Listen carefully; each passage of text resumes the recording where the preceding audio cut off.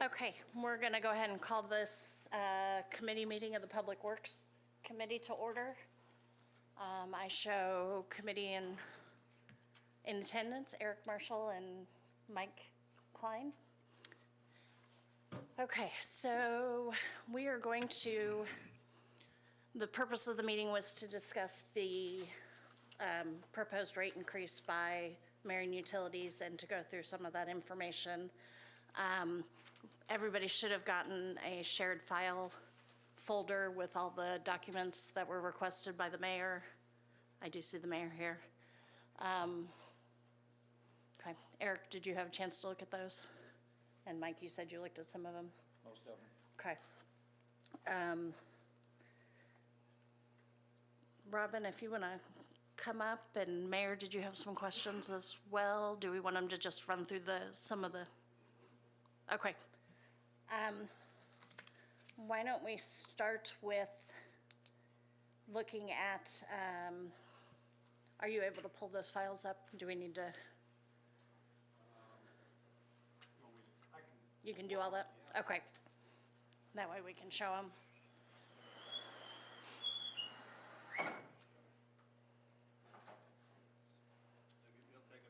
Okay, that's fine. Robin, can you give us an update of where we are status-wise? I know that the IURC had to be notified when the original ordinance was vetoed, and then if we can talk timeline for what next steps need to happen. Yeah, so we were up against a deadline of the end of 2025 per some of the agreements with the previous ordinance and the previous rate case. So when the veto was announced, we let the folks know, the IURC and Our lender only. our lender only. We informed the lender, which is the SRF That's right. group, the State Revolving Fund group. So then they wanted to know what was going to happen next. We told them about the January 6th meeting. So following the January 6th meeting, just kind of as a matter of standard protocol, then we reached out to them immediately to let them know, hey, this is how that happened. The veto was upheld, and to let them know what next steps are. So it's our understanding that the SRF is in the process of sending a letter, or I don't believe that we've retained counsel and they're sending us a letter. They have retained counsel, and they're sending us a letter that is informing us about the $1 million penalty from the grant part of the previous rate case. And then the expectation, at least there's an understanding that there will also be an expectation that we cover the cost of that counsel for the investigation. So we have not received that letter yet. I don't know if the city has received that letter yet. I know with the holiday yesterday, we were curious to see when that was actually going to show up. But the SRF is putting some significant pressure on us, and by us, you guys and the utility, the city and the utility, for the agreement that we had in the prior REIT case. And so that agreement, if you can do a brief overview, that was that we would relook at rates at the time frame that we did. Is that correct? Or they had to be reviewed and then resubmitted? Well, we need to maintain that 125% coverage for our debt service. Okay. And that's where our rates are in danger, because we are not able to sustain that into 2026. And so that's the reason why we're requesting this rate case. Okay. And so the loan that was taken out from wastewater is not considered to be stably covering that 125%, 125%, or? Well, that's a temporary solution, but those funds are earmarked for long-term control plan projects on wastewater side, so that money has to be returned. So that's a short-term, it's a Band-Aid, not a cure. Correct. But they don't consider that to be anything? That adds to our debt service. Okay. Yeah. So it essentially, it deepens the hole. Okay.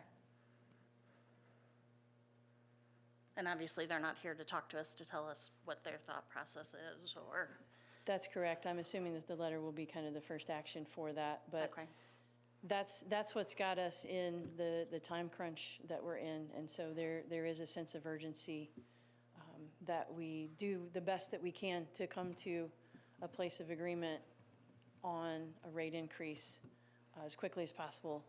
You know, there have been a lot of issues that we've talked about over the last several weeks, and we're happy to continue that discussion going forward as much as possible.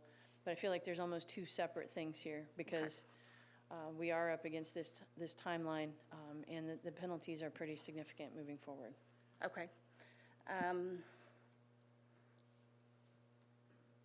So to kind of take us back to where we can all be on the same page, the original proposal was, we had a rate increase that was passed for starting in 2023. And then that rate increase included was it a three-prong rate where we It was did? a five-stage process, or okay. 5 phases. The first one was implemented the fall of 2023. Okay, The second one was implemented January 1 of '25. Phase 3 was implemented January 1 of this year, okay, with the subsequent phases January 1 of the next 2 years, so '27 and '28. okay. And in doing, so that percentage, we're still looking at an additional percentage that has already been approved and will happen if we do nothing else through 2028. That's correct, because the prior rate case already approved the 5-phase process, Okay, which would get us to a point which I believe is around 15% over this year's rates. okay.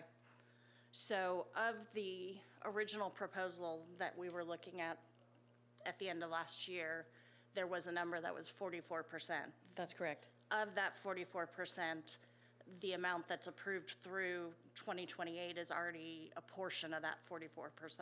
That is correct. And that was roughly 26% overall, including this year? About 25. 25 over what was already approved. Okay. So then that, doing my math, that left us, and we were looking at actually a 19% increase over that. Approximately. Approximately. Yes. I'm using whole numbers instead of all the little minor numbers in there. Understood. Yes. And then we pulled a percentage of that back for the pilot amount. Right, because the 44% did include consideration for pilot in the amount of roughly $265,000 a year that would go to the city. Okay. So what the proposal last year was given was to accelerate the next 3 phases, the one for 26, 27, and 28, to combine it into 26. Well, 26 is already in place. Okay.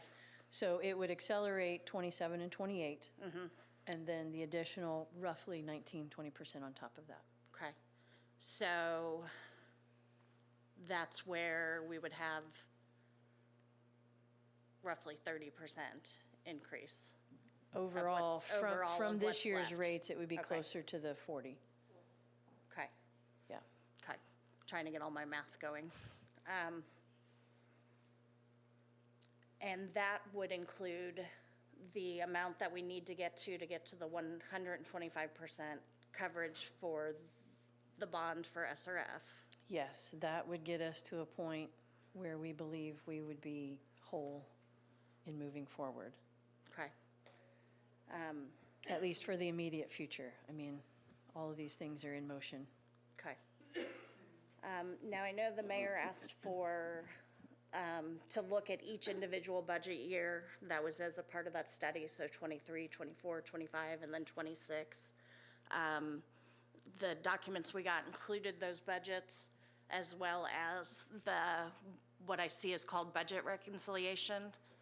And my understanding is the budget is the numbers that were projected for that year, like a normal budget, and the reconciliation is what was actually spent in the proper line item areas. So the Yeah. year-end total. Essentially, yes, that's just kind of a practice that our board has asked for. It's not something that State Board of Accounts requires us to do. It's just to help us see, and then it also helps us with part of the planning process for the next budget year. Okay. good so far on that? You too? Okay. And then, was there, at what point in those budgets and then the year-end reconciliation, did we start seeing the negative numbers? Where the revenues were not covering expenses? Are you looking at, can Tiffany help with that, or? Yeah, these guys can certainly chime in here on this, but I know that we've been spending down our reserves since probably 2016. It's been a long period of time where we have continued to cover additional operating expenses since that time with the reserves. And the way that we made things work was to not complete capital improvement projects in that process. And that's where that money probably should have been spent at the time. Okay. And do you have a capital improvement plan, project plan 5-10 years out? Yes, we keep a 5-year capital improvement plan. I've got a copy of our current one here Okay. that I'm happy to share, or we can send that on into the share file as you would prefer. Yeah, why don't we put it into the share file? Okay, we can do that. Okay. So, committee, where do we want to start from here? Where's the best, what are your guys' thought on, do we want to look year to year? I know the mayor intended to do an independent study. Were we running, was it Baker and Tilly was going to run it? To run the numbers as well, just to see for the city's purposes, just to kind of independently run it and see if they come up with the same projections. For me, and some people may call this overly simple, 2 parts. What needs to happen to keep the wolves happy at the door without mercilessly pounding our ratepayers? And then longer term, especially, at least and especially for budgets, how do utility people, city council people, the executive branch people work together to keep this nonsense from happening again? So, your first question again? Is what needs to happen, and I presume it's as quickly as possible based on what Okay. you said earlier, to keep, the wolves are at the door. How do we keep them happy without mercilessly pounding the ratepayers?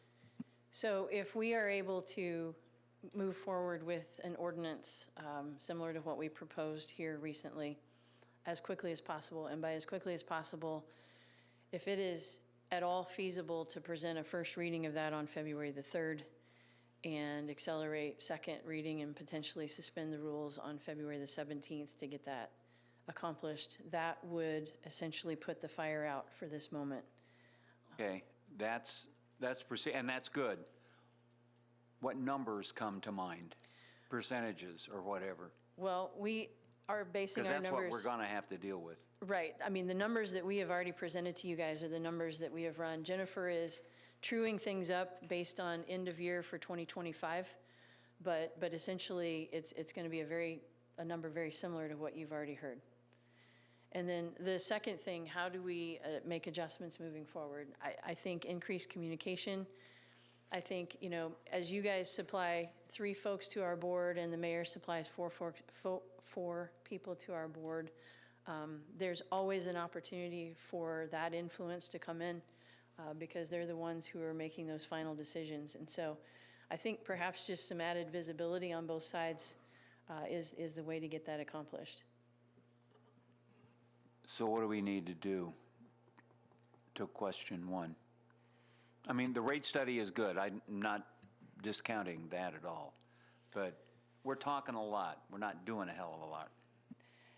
In my opinion, if we could get to a place tonight, and I assume that's what you're asking for is my opinion, If we could get to a place tonight where we could say that 40%, or that, Jennifer has that exact number, but the number that we had previously agreed upon, if we could move forward with that, assuming that Baker Tilly comes back and says we don't see any problems with that, and then draft an ordinance for February the 3rd, that would be my recommendation.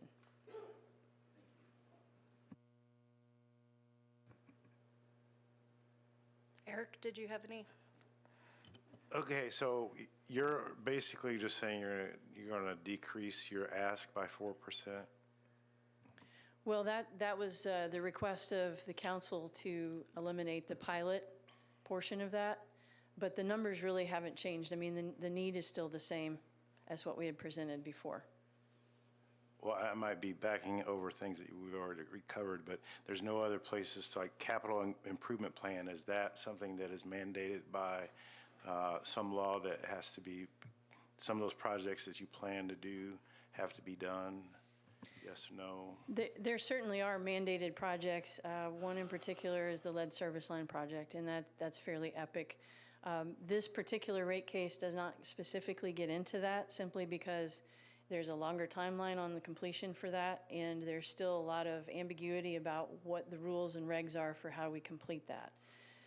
But apart from that, it's just we have not put capital improvement back into the system. We have not done those projects for a period of 10 years, prior to just the 5 recent ones that we did with this previous rate case a couple years ago. And so just like a vehicle, you know, everyone drives a vehicle. You change your oil periodically, or you have someone do that. You want to check the brakes, you want to check the fluids. That's what capital improvement is doing for our water system. Yeah, and so it's not a mandate in the sense that the law says we have to put back in the system, but logic says if we don't, we're going to have trouble. I guess my roundabout, I'm just trying to find, there's no other place to lessen the budget. I don't hear much discussion of that.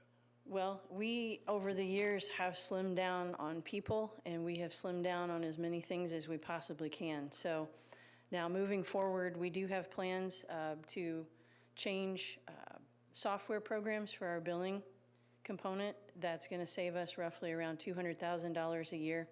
We also have some employee adjustments coming through some high-level retirements that are going to take place over the next year or two, which will probably also facilitate some manner of structural adjustment, which could be a downsizing, a minor downsizing in population, again, of our employees. But that would be done in an organic fashion rather than, say, a layoff scenario, something like that.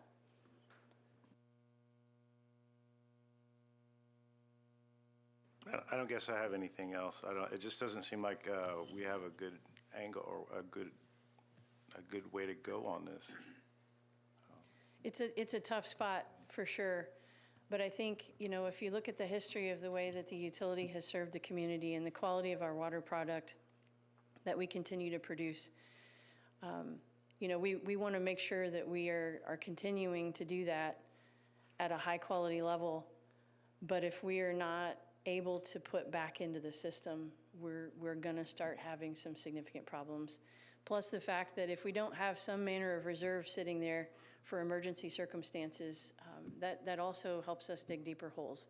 So I think I've referenced this before, but the Kim Road incident of a year and a half ago or something like that, you know, that was between $300,000 and $500,000 in a 30-hour period, and we just simply don't have the reserves to compensate for those unexpected things.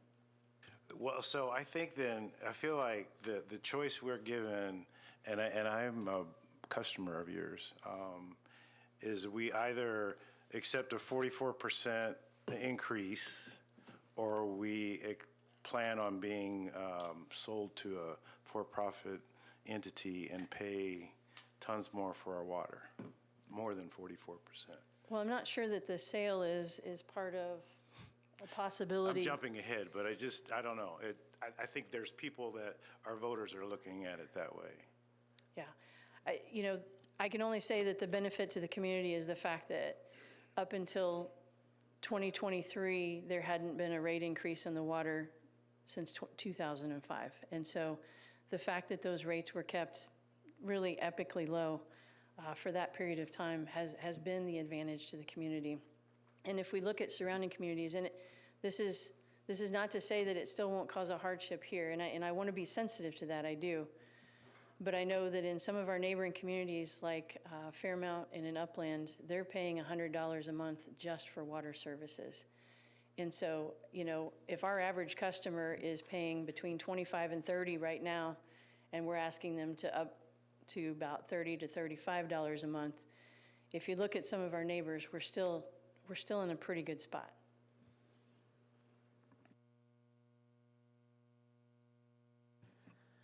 Can you tell me what your cash reserves are right now for the water utility?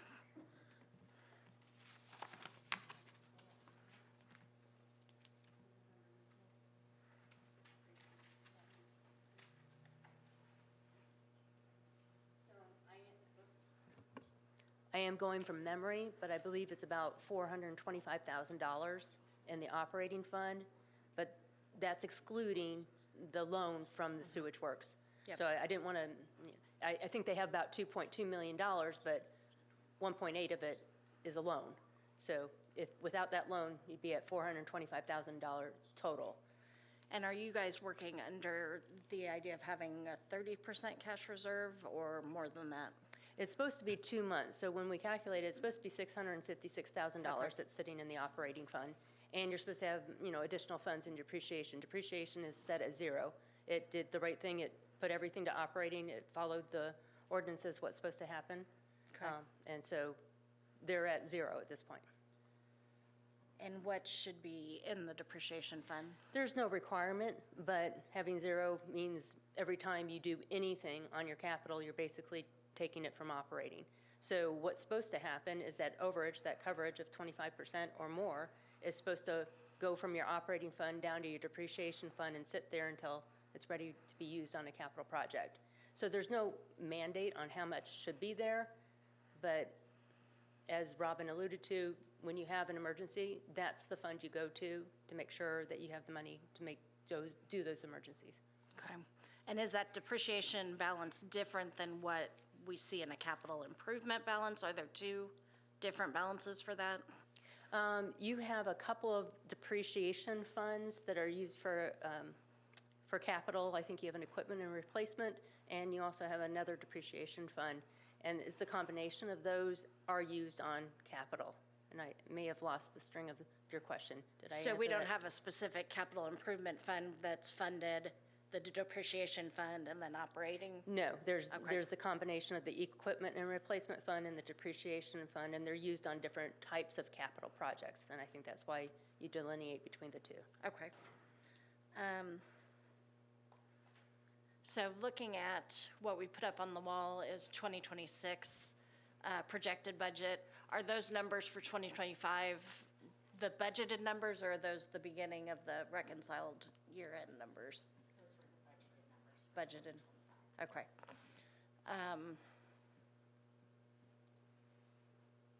And then it looks like we've got some delinquent accounts. Yeah, that's bad debt expense. Basically, what we're showing there is the revenue at fully billed, and you're not going to get 100%. But we're getting a decent interest income.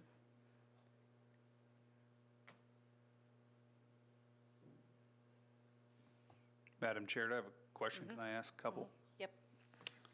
Just because I don't want to all add up and ask at one time. On this water utility budget on the screen, you said 2025, that was what was budgeted. Do you have the actuals yet?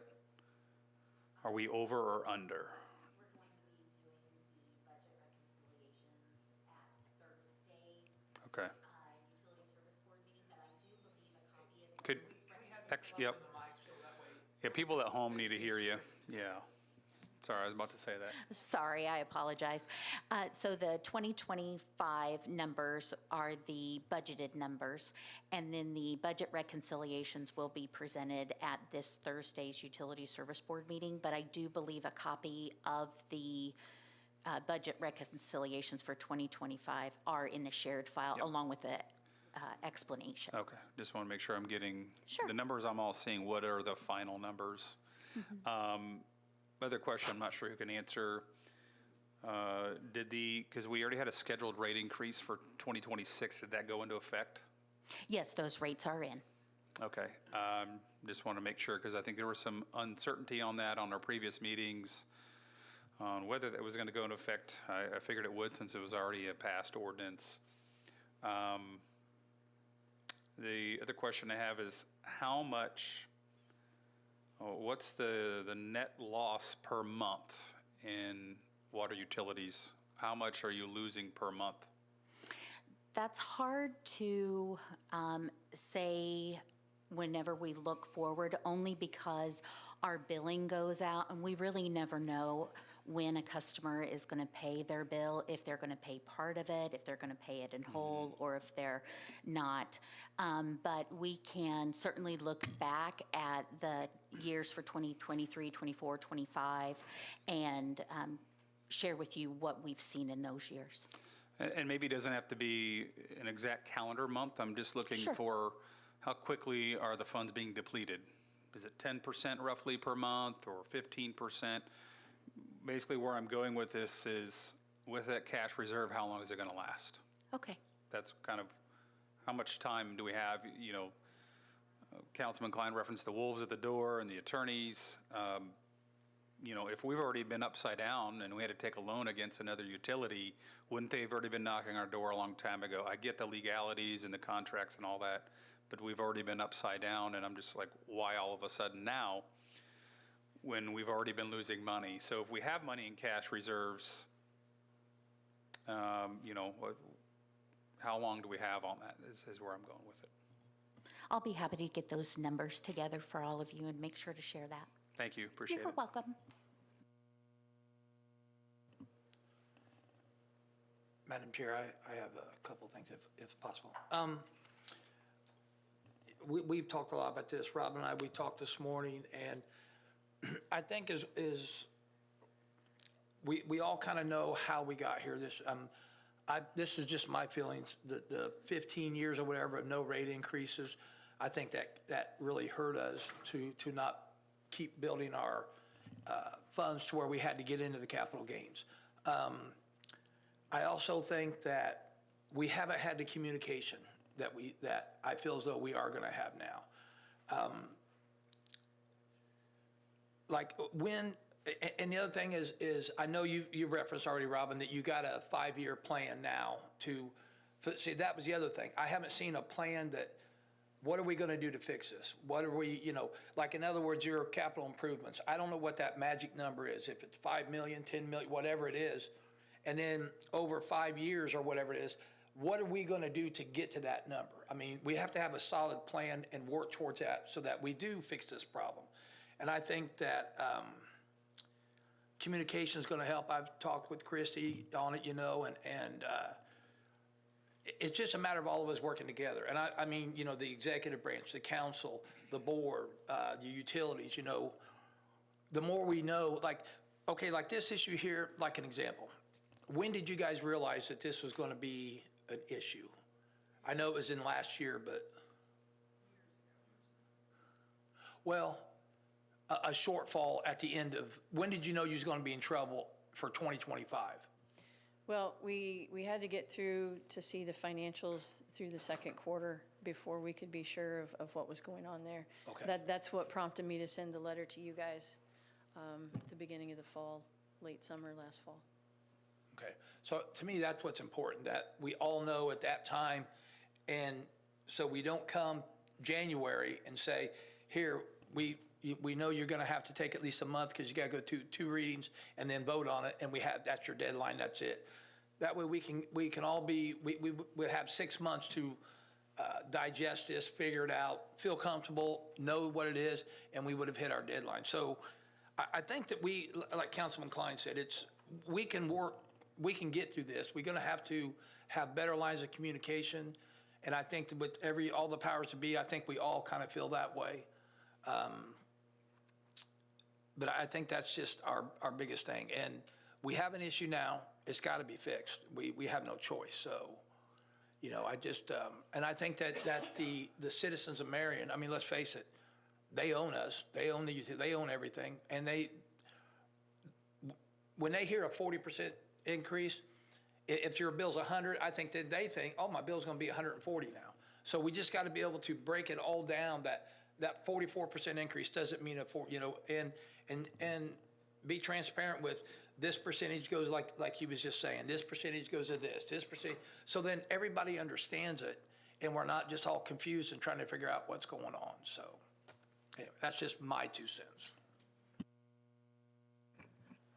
What would happen if we didn't accelerate the rate increase? We left it spread over the next couple of years, even if we increased it to that 40%, but say we did 15, 15, and 10, would that cause you to need to do a higher rate increase because you're not recouping it fast enough? Yeah, the reason why we accelerated it, because in your last rate case, we did a cost of service study, and you hired a cost of service study expert. And so the rate structure changed significantly over those 5 phases. So instead of so we're in the 3rd phase, and so in order to reap all the benefits of what happened during that cost of service study, to realign the costs among the different customer groups, that's why we're asking for the acceleration, so that we can get to that point of the rates of how they're supposed to be designed on the cost allocation. I know that's a kind of difficult, but that's why we're asking for the acceleration, to get us to that flat point. And then we're saying anything that we need over that, let's just across the board increase the rates, because you're going to multiple rate blocks down to 1 rate block, and that's where we're trying to get to, the 1 rate block, and then increase that 1 rate block cost for what additional funds that you're needing above that. Okay. So with that acceleration, would that cover the 125% and put towards capital improvement, or is capital improvement still a different? No, it's all encompassing. When we talk about what's needed, we talk about the revenue requirements, and that's what I presented to you in my report, is that includes operation, taxes, debt service reserve funding, and capital improvement funding, and paying back the loan to sewer. So it's all of those items together. So when we make the request, we say this is the entire revenue requirement that's needed, and this is the resulting rate increase that's needed because your revenue requirement, the entire pie is this amount. Jennifer, why don't you describe to them the IURC? This is really only going to be a 1-year acceleration because it's going to take us most of this year to Yeah, Chris brings up a good point. So where we stand right now, the IURC process will take us about 10 months to get through. So saying that we file a case in February, likely the implementation time period is January 1st, 2027 at this point. So that rate increase, one of the phase 4, is already going to go into effect. And so we're only asking for 1 more year of acceleration. So while we're talking to you now and my report showed 2 years of acceleration, we're really going to be at only 1 year of acceleration at this point.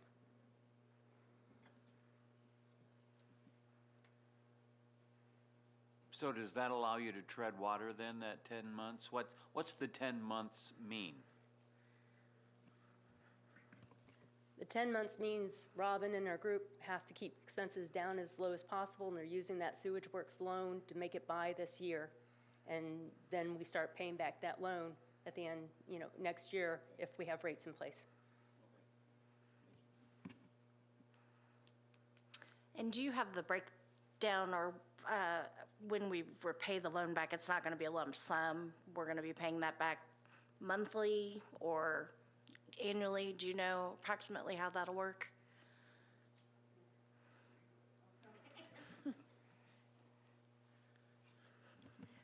So it will be upon the Utility Service Board's management on how that loan gets paid back. Okay. So it is supposed to be only a 1-year loan, but it'll probably have to be extended at this point. So it will, on a monthly basis, you guys on the Utility Service Board will look and see, okay, where are our cash balances? How is money coming in? How is the operating fund looking? Do we want to put some into depreciation? How much of that loan we can pay back? And then also considering does the sewage works need that money back right away for the long-term control plan projects? So there's not a set way of how that's supposed to happen, as far as I know, but it will be up to the board to make that decision. Okay, thank you. Okay. What, before we get too far, was there board members that wanted to speak on this, or Bob, did you have something? Have anything, or? You're asking me? Yes, yeah.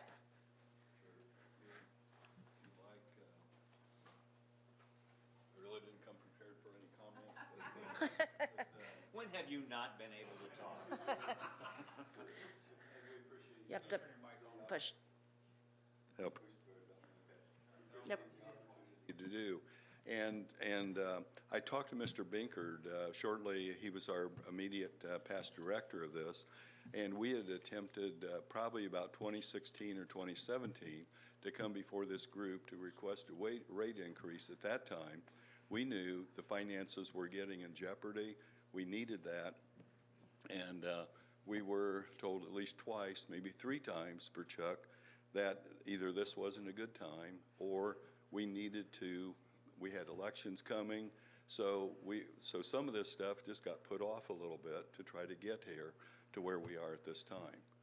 So we're trying to work towards these things, trying to remedy these, and the other thing, I think, while we're talking percentage increases across this thing, in actuality, I think you're looking at more like $6 to $8 per person, aren't you, per month with this. And approximately a year and a half ago, our group came before you for the solid waste rate. If you remember that one, we're requesting $4.50 per month per year, and we would start at like year 1, $4.50, next year $4.50. Instead, the council at that time decided all $9 would be adequate to do on the people at that time. So if $9 was a good one to do then, how is $6 now going to be something that's going to be a major problem with that? We still get a lot of heat for the $9, just so you know. Okay, well, we tried to make it easy for you, in $4.50 and $4.50, so it would be just a gradual one. And everybody's had a wastewater rate increase of $2 per month per year for 15 years. And that's been there from IDEM and EPA that was mandated for us. And the council approved that about 2010. I think it went in effect about 2011 at that time.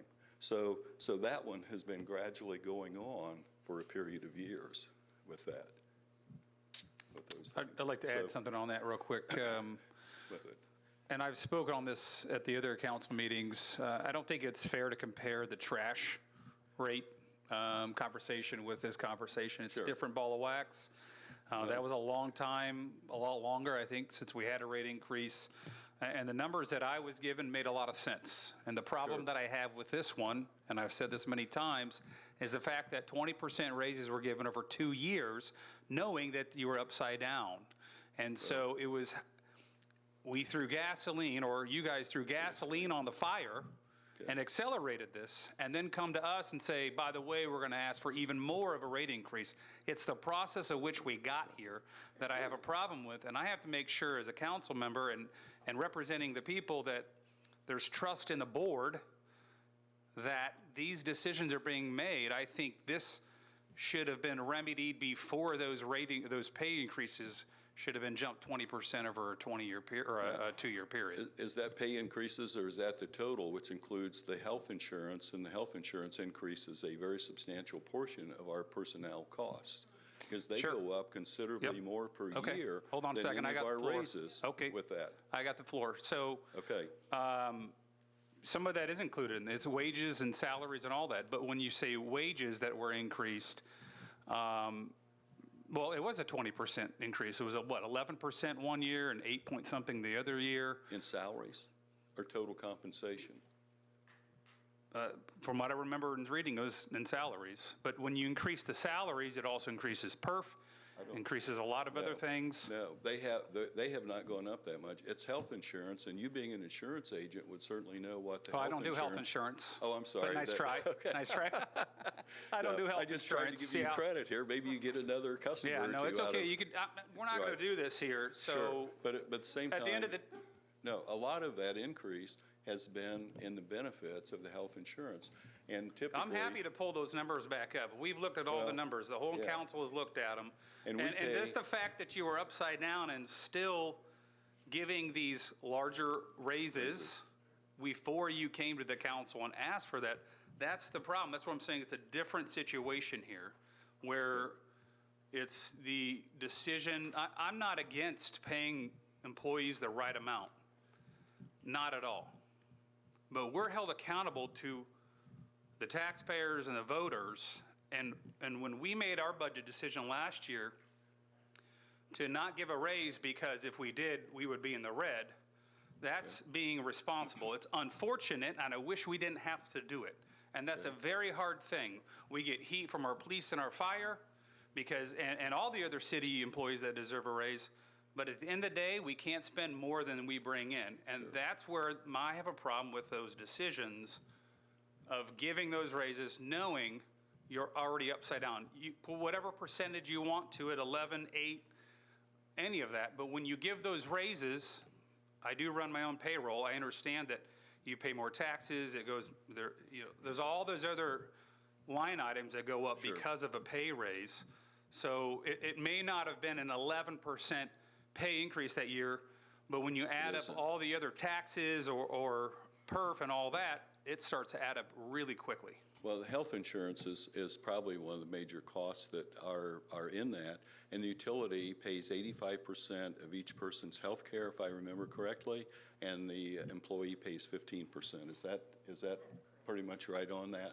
So as those costs go, then that 85% increase is what the utility absorbs, and the 15% increase. Okay. Now you mentioned the city did not get any raises. Did they get any additional compensation, like a bonus pay or anything additional to that? Yeah, because we have To cash that this year? reserves, and we could pull them out of the Okay. cash reserves. Okay. But we're not committing to any long-term raises, nor did the council approve any automatic pay raises every year. Okay, now we don't approve any automatic. What we've done is take our cost of living and use that, and then look at the step increase, which we hired a consultant to prepare that as an expert in the utility area, so that we as a utility board are using the expertise of people who are very familiar with this type of operation. So they're very knowledgeable. That's, again, we run a utility. We're not trying to get involved in city government. And to my knowledge, we have never in the past talked to the city, said, hey, what are wages? We look at wages that go on in the utility. We're looking at the utility industry, and that's the entity to which we are charged with trying to govern.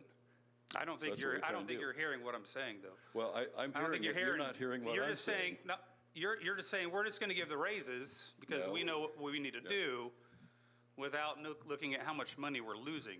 So I don't understand where you're trying to justify that. Okay, I think COLA has always been a thing that we always try to look at. If you don't do a COLA, it's like a pay cut.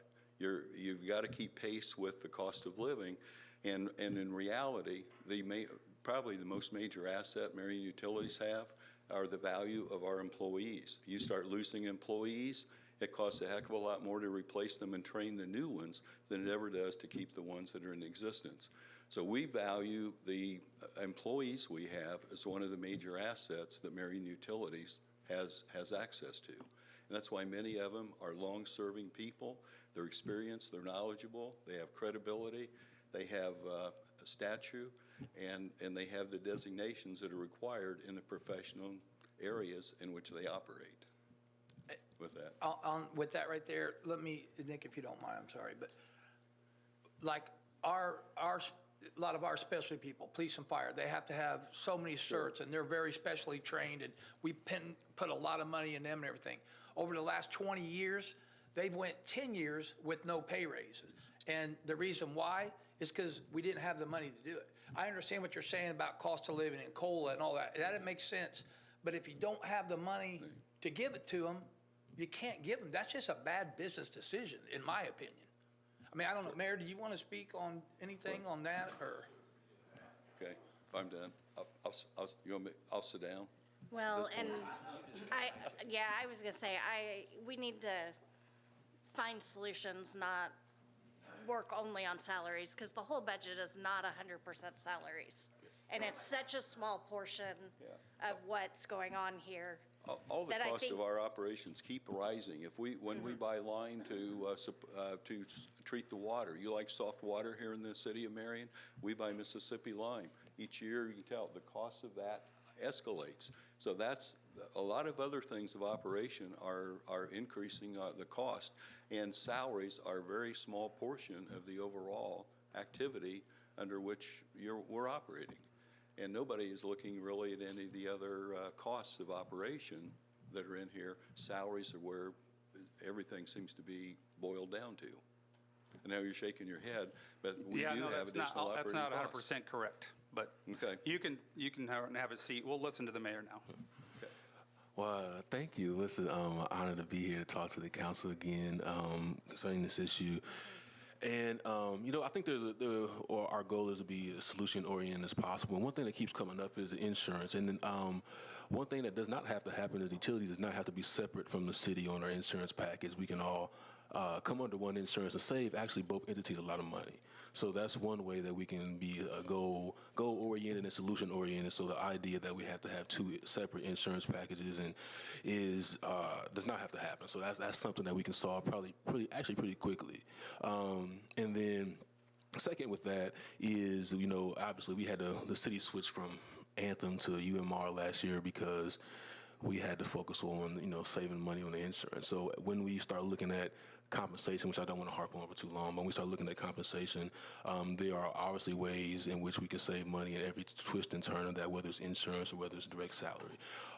One thing as I was listening, I was confused. I wanted to make sure I was understanding it right. Maybe somebody can answer this for me. Maybe Crow. So the utilities is upside down and is losing money and does not have money. So, I think everybody understand that the utilities is upside down and does not have money. So, I think that when you put yourself in situations like that, you have to start kind of picking apart everything that is done. And it's unfortunate, because when you run any kind of business and you're losing money, you have to make some tough decisions. And I think that I'm not ignorant to the fact that there's going to have to be some kind of rate increase to accommodate for the years of running upside down. But I think that us moving forward, me and Robin working together in their team, I think that we can be really goal oriented and try to move forward in a great way. So we just got all of our documents, I believe. I think it was Friday or Thursday or Friday. I can't remember what it was. So our team's reviewing those, and we don't really have an opinion on them tonight. It's too quick, so I'm hoping we'll have an opinion by the next committee meeting on February 3rd, and then we'll be able to move forward with the appropriate rate increase from there. But and again, I think that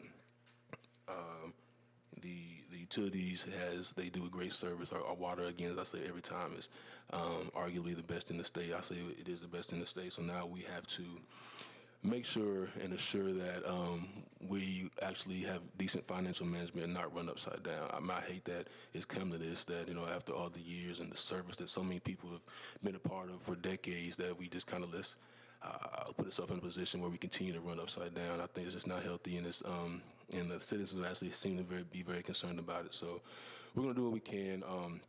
Our end from the administration to assure that we can, assist the utilities in, managing their finances to get from being upside down.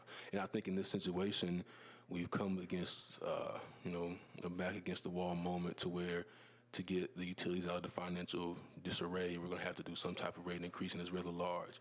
And it's going to be a tough pill for everyone to swallow. But, as you've heard their financial advisor say, they're upside down in the red. So we have to come to the rescue in any way that we can to help. Okay, thank you, Mayor. Christy, did you? Yes, I just have a few things to point out. Thank you all for collaborating with us. I just want to speak on, you had asked a question, Brian, about what our plan is.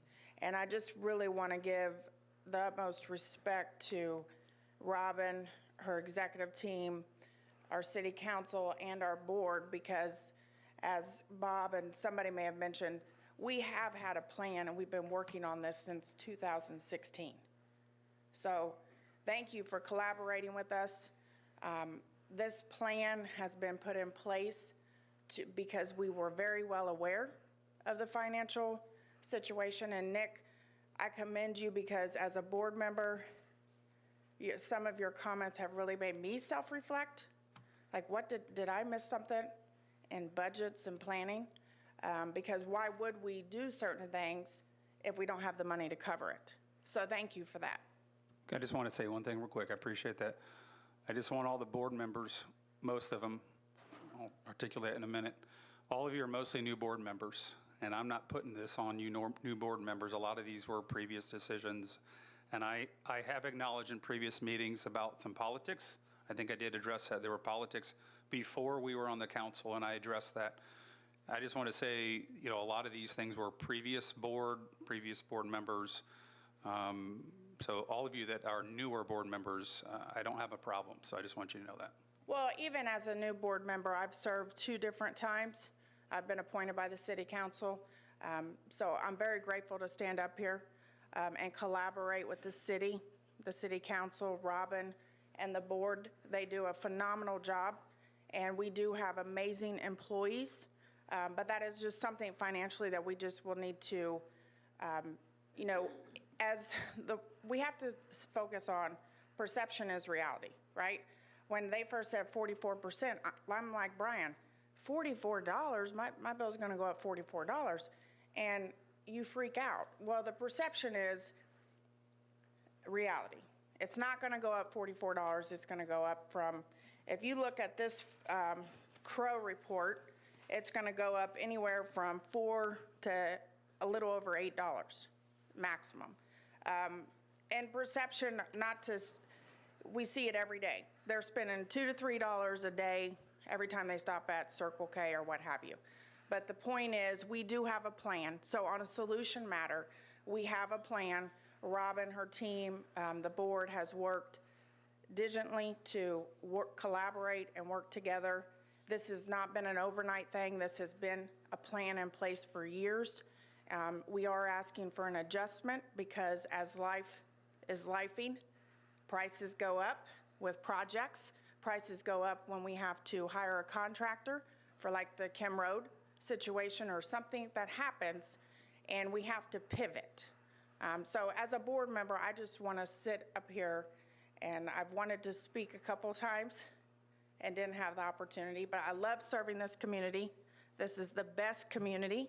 I'm very grateful to be here. This is the best water that I've ever had, and I've lived in many different states, even though I was born here. And thank you for collaborating with us, and I want to commend Robin and the team and you all. We're here to make solutions, and we do have a plan. We just need to make an adjustment, and we need to make better decisions. Thank you very much. Okay, thank you, Christy. Thank you, Erica, for letting me speak. We've kind of, in my opinion, I think maybe some of the public is still confused about, well, we're talking about a 44% rate increase, and they look at their bill, and I'll just, for example, I'll use my bill as an example. And so I brought it up here on my phone, and so back in December, my total bill was $70.41. And so people think, well, wow, it's going to go up 44% from that. No. Look at the different line items on that bill. It's all broken down. And you've got water at the top. And so my water bill is $12.86. And so my bill, you know, an average bill is going to go up anywhere from $5 to $8. So that's where we're getting this rate increase at, only on the water line. Also on there is a sewer. My sewer bill is $25.22. My storm water is $5. My fire protection is $3.39. Trash pickup is $22.80. And then there's taxes on top of that of $1.14, which gives me a total of $70.41. So what we're talking about here tonight is only the water line on your bill. So if there's any confusion, look at your bill, look at your water line, and use that figure only, and that's the rate increase that we're talking about.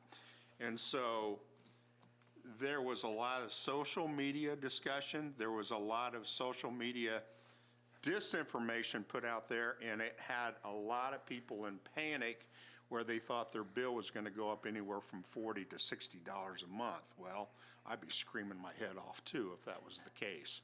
But let's pull back and be realistic about this. It's only the water line. But you've got a tough decision in your committee tonight to make a recommendation or to move it forward and have another meeting. But I guess my recommendation, which I don't have tonight, but just a suggestion, we haven't heard anything from Baker Tilly, and they're probably not ready to speak tonight by any means, but I would like to see their numbers, their investigative report come back to us before decisions are made. My suggestion only. Thank you. Well, and we have probably just a few minutes left before we need to break and move into the regular meeting. I would say the next steps that we need to take, Mayor, you said Baker Tilly would have that by our next meeting.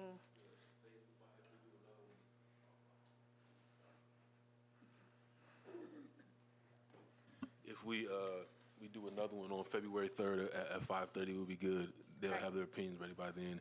And then I think Robin said she would like, we can have it done by February 17th. I think realistically, if we can push that to the March 3rd. So I would be okay if we suspend the rules. I mean, I would be okay if you guys would like to suspend the rules and pass them the second reading. But I think giving us enough time to the March 3rd to be able to pull it off. So in an ideal timeline, if you guys would oblige to this, would be we have another meeting on February 3rd, and then first reading on the 17th, and then second reading on March, whatever that first meeting is in March. I can't remember. If I might, I'll let Chris explain this because he's going to do that better, but I'll just let him share about the next steps and what that February 3rd meeting could and should look like. Okay.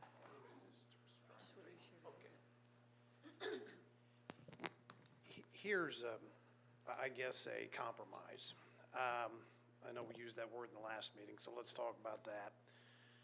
Here's one thing we can do. We can start out with the rates as they were originally proposed by the utility. We know, I think everybody agrees those will work and give us coverage, and we'll move forward with that.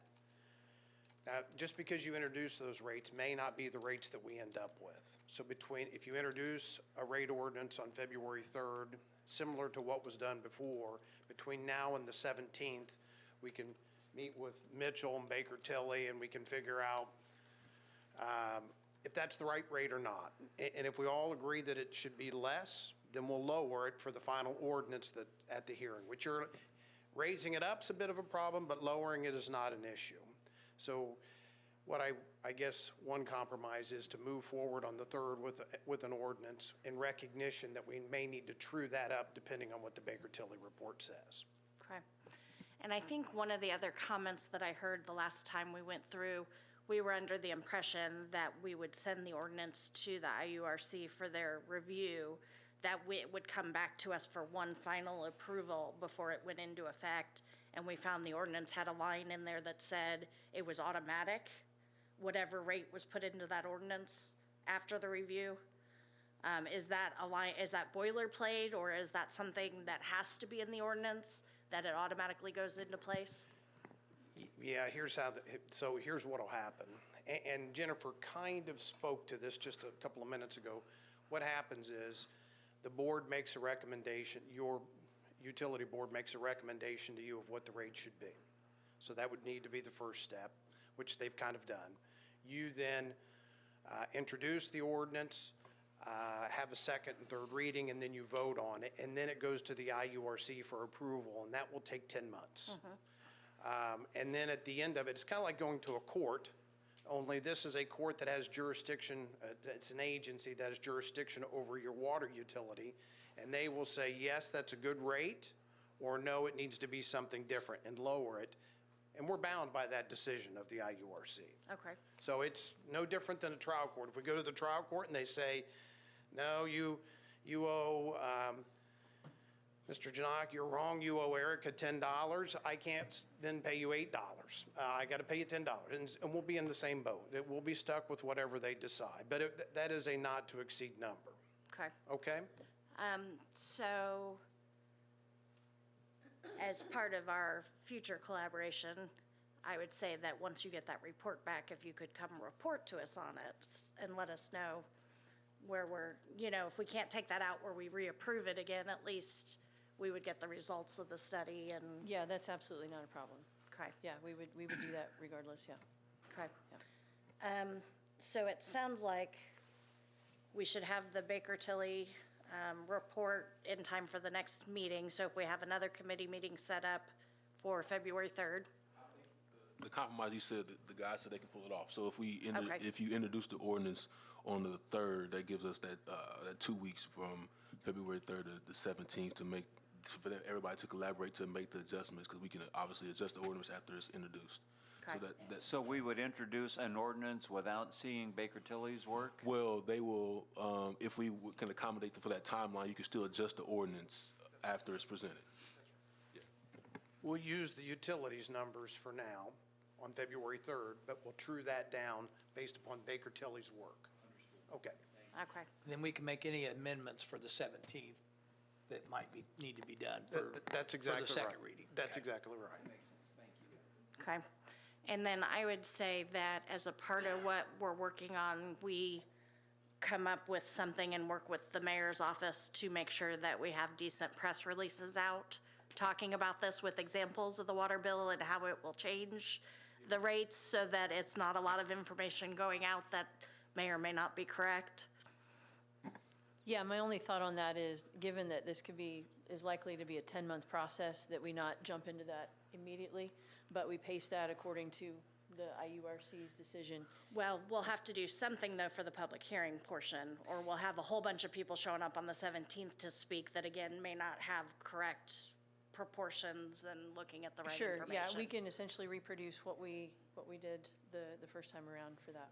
But I was thinking if we could do something, I don't want to call it dumbed down, but brought down to general public language, I guess I'll say.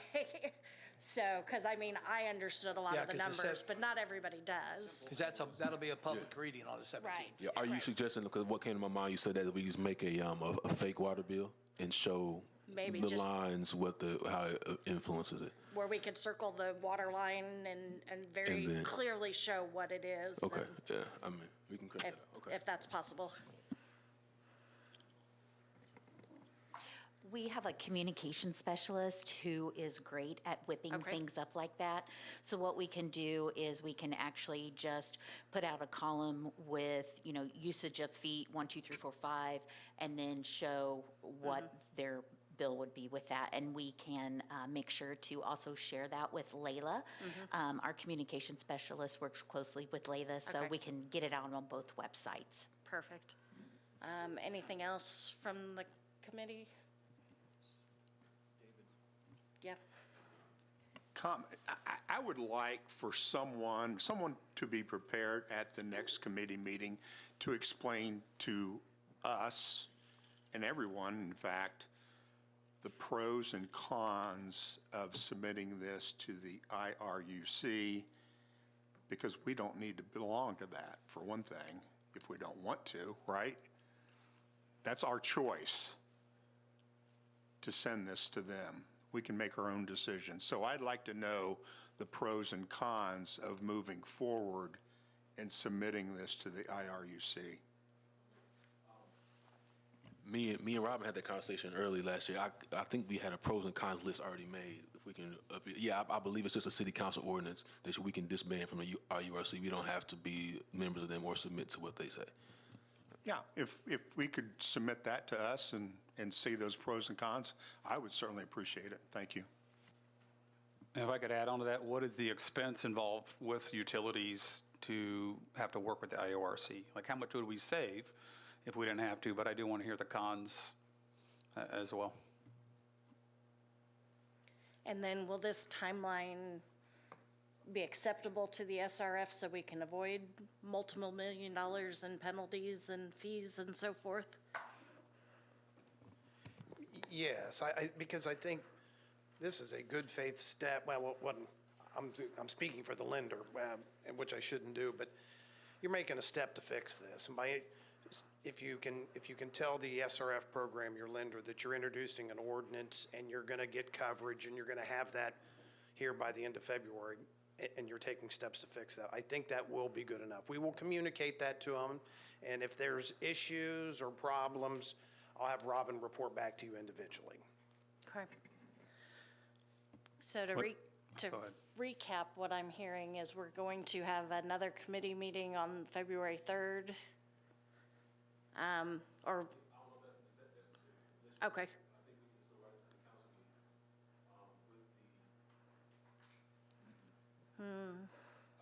I mean, obviously it's up to you, but I think if we are on the same page with, I'm understanding with Mr. Chris, I don't know his last name, I'm sorry. Yeah, okay. If I'm understanding, if we're mutually on the same page, is that we can present what was already there at their current ordinance on February 3rd, so no adjustments. And the timeline between now and before the second reading, Baker Tilly will be able to have their opinion available to if that number is the same as what is currently presented. So then at the second reading, we'll be Baker Tilly and our team will be ready to present if we can make an amendment to that ordinance. Yeah, because, and if Baker Tilly, you guys, if they come back and say, no, we agree with that, then we're not changing nothing anyway. You're not considering not having a meeting, are you? Not really, no. Okay, I mean, I think Yeah, the 'cause I committee would- needs to listen and make some kind of recommendation. Yeah, I would rather have the report so we have a chance to ask questions and Okay. and contemplated if there's other things that we find we have to do before we show up at the meeting and have to make adjustments or not make adjustments to the ordinance. I mean, that's fine with me. I just don't know the timeline they suggested. I don't know if that alters it or not, but I'm perfectly fine with it. Okay, so I'm going to put a to-be-determined committee meeting depending on when Baker Tilly gets their report to us. But sounds like we can present at least the initial ordinance for first reading, knowing we'll have a committee meeting and a report to review and then possible amendment on a second reading. That's kind of the summary I'm hearing. Works for you, Eric? I'm comfortable with that, yes. Okay. Madam Chair, before you're done, I would just like to finish with a comment whenever you're ready. Go ahead. I just want to make one final statement. I'm sitting here trying to listen some more. I'm just a little disappointed tonight. I'm disappointed in Mr. Logan's comments. As a council appointee and being on that board for so long, I feel like some of the comments made were a bit slighted and disrespectful. And I just don't think it's conduct becoming of a board member. And I have kind of lost some faith and trust in his decision-making. And I've lost trust that he'll make proper financial decisions after hearing what he had to say tonight about giving pay raises no matter what the financial condition is. It sounds like in the future, I'm not going to have confidence that he's not going to just give carte blanche raises no matter what financial condition they're in any of the utilities. And I'm just very disappointed. And I just don't like the fact that it had become argumentative. I regret it got to that point. I wish it hadn't have. My frustration is channeled by our ratepayers that are out there. It's nothing personal. And I think our ratepayers have a right to be frustrated. And that is my job as an elected representative. And so I had to express some of those frustrations, not in a personal way. I just think some professional decisions have not been made well on that board in the past. And so I'm just disappointed in some of those comments and how they were directed and accusatory and trying to come after the council in that fashion. So I've lost confidence and faith in Mr. Logan. I'd ask for him to resign. And if he doesn't, then the appointment that he has up this summer, I'd ask the council to consider a different candidate. That's all.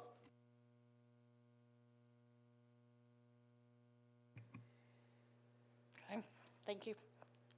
Any other comments or? So we're good to move forward on that recommendation for the review and the first reading of the rate ordinance on the February meeting? Okay. Do we need a motion to that, or? You're the chairman, call the meeting. Would you like to make that a motion? You're the chairman, you can call the meeting. Okay, But, or to move for the next steps, I guess, so, yeah. and I'll second. Okay. Okay. All in favor? Aye. Thank you. Okay, well then we will stand adjourned. Thank you.